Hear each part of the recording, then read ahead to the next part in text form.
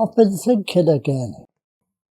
I've been thinking about being fit.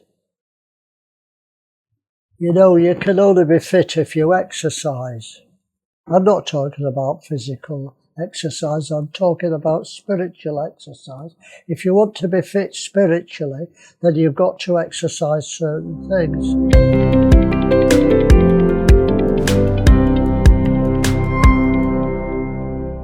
And many of the attributes of God, the fruit of the Spirit, faith, love, are to do with exercising. Let me look at some of them. Patience. Patience isn't something you feel, it's something you exercise. Faith. It's not something you believe. Faith is the evidence that you did believe. It involves action. It's not something you believe in, it's something you do. Abraham's faith was his works proved his faith. You can't prove faith without works, without exercising it.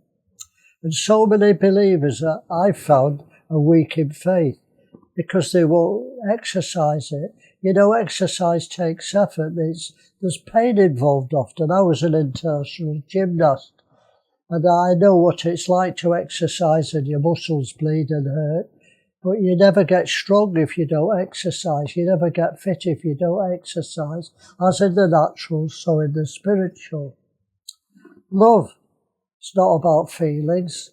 Feelings are sentimentality. Many people think they love, but it's just emotion. It's sentimentality.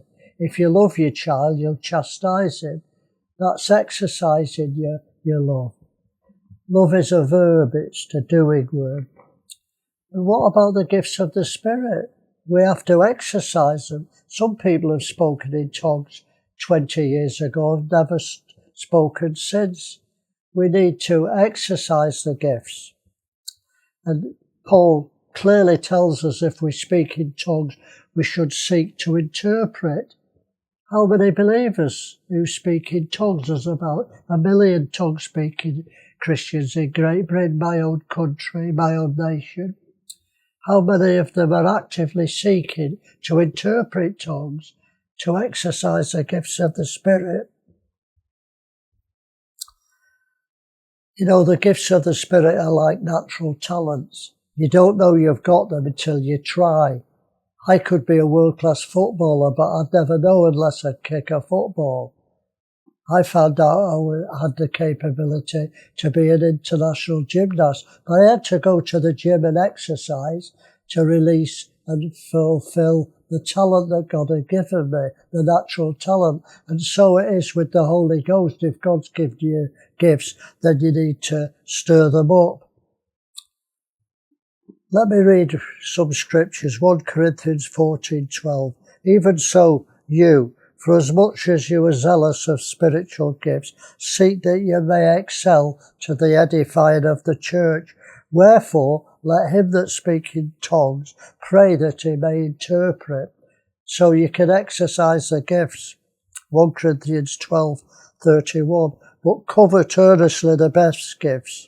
So are you actively seeking the best gifts? Paul told Timothy to stir up the gift that was in you. You know, if it's dormant, it's not active, it's not being exercised. And Paul told Timothy to stir up the gift that was in him. 2 Timothy 1:6. Wherefore I put thee in remembrance that you stir up the gift of God which is in thee by the putting on of my hands. Well, I'll leave you with a couple of scriptures to challenge you. Hebrews 12:11. Now no chastening for the present seems to be joyous, but grievous.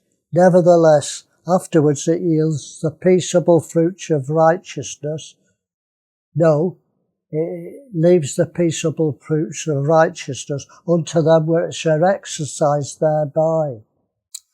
Acts 24:16. Paul says, I exercise myself to always have a conscience void of offence towards God and man.